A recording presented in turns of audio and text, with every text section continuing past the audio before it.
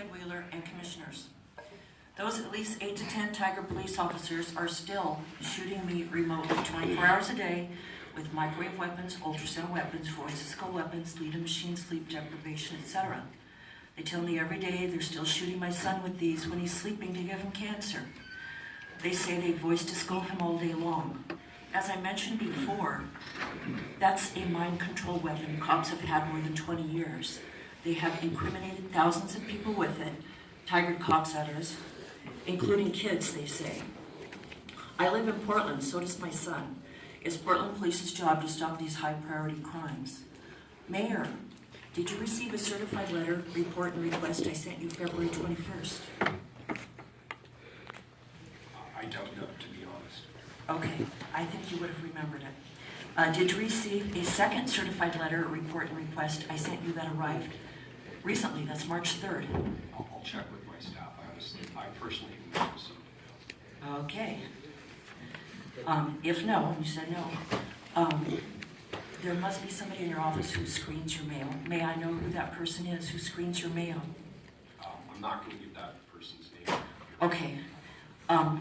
Well, just in case you didn't get them, here are those letters, reports, and requests. With a letter from Kate Brown's office that says I should talk to the city or county commissioners, implying Mayor too, about these issues for you to do something about them. Why didn't you talk to Police Chief Mike Marshman about my case yet and ask him to assign my case to another cop? I'll make your letters. Okay. Could you please tell me what is your legal reason for not making Portland Police do their legal duty to make those Tiger cops stop shooting us, stalking us, and harassing us?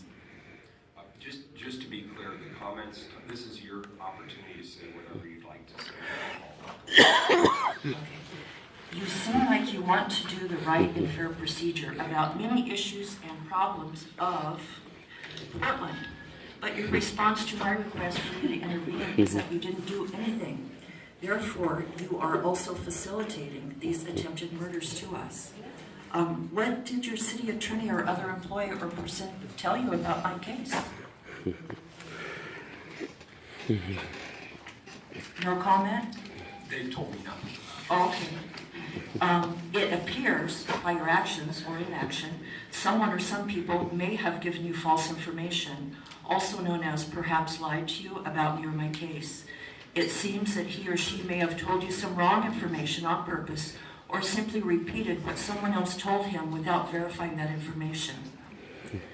Do you think it is Police Chief Mike Marshman's protocol to ignore an attempted murder case even if the people are being murdered with these slow kill or soft kill weapons? I don't. I'm done. I just have like a couple sentences. His office employees and Sergeant McCormick wouldn't have hidden almost all the 16 emails I sent to him and 10 of the 7 certified letters I sent him. They're doing this conspiracy and don't want Marshman to find out about their participation. I don't believe Larry O'Day, it was his protocol either to ignore these, his office employees. McCormick is being blackmailed by the Tiger cops and other Portland police. Also hid my emails and letters, even certified letters and reports to him. That's all I have to say today because I ran out of time. But at the end of this are a list of some of their other targets. It's really important information, and I'll leave this for her. And those letters I sent you that somehow you didn't receive, it seems. It's really important that you read these. Thank you. I appreciate your testimony. Thank you for being here. Next time, please. 219, request of Michael Withy to address council regarding need for and way to produce mobile showers, laundry, and toilets for homeless and emergency preparedness. Good morning. Good morning. So I did check with the office right after I asked for a date. Mike with the Sisters of the Road. So I was told it's okay to bring somebody up just they could be more technical about what I was trying to say. I did check with Carlos. He said that I needed to check with you. I said, okay, it's Your yours. 7 minutes. You can use it however you want. So again, Mike Withy says I would now work with Sisters of the Road, but before I worked with Sisters of the Road, I was interested in the program that they had for mobile showers and permanent showers and laundry units, hygiene centers. I know a lot of other cities have it for the homeless, but Portland doesn't, so it's something that I'm very interested in. A lot of us are interested in, obviously. So from this point, I'm just going to turn it over to Chris and let her explain what it is we're trying to get done. Hi, my name is Carissa Dean. I'm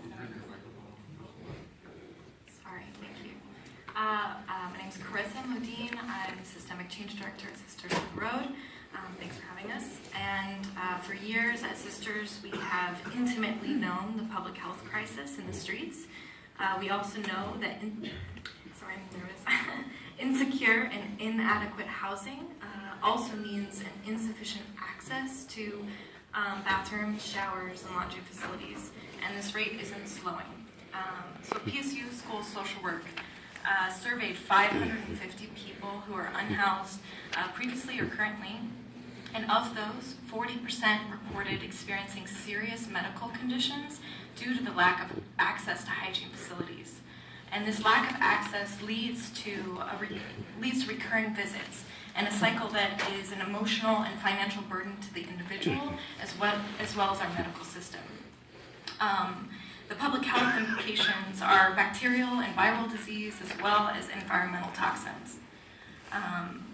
With that study, 21% also reported being denied access to services, food, shelter, and another 21% reported being cited or ticketed for having this lack of access. So these numbers represent a human need not being met and then people being punished for not being able to meet that need. So since October in Sisters, we have been working with our customer community to better understand the impact that this lack of access is having on people, and it's huge.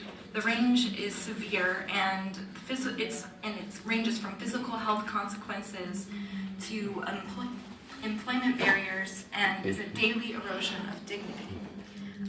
We know that this is a multifaceted issue, and that it needs a matched response. So hygiene centers are a priority on the budget recommendations from Home for Everyone, and we want to know how to partner with you in making sure that this happens. We also urge you to think about current spaces and facilities that could meet hygiene needs, such as the Portland Loos, the existing empty schools, recreational centers, and others I may not know about. We also ask that you think about meeting two needs in one by offering mobile response hygiene access for people living outside now and for being adequately prepared for an emergency in the future. There is no one solution.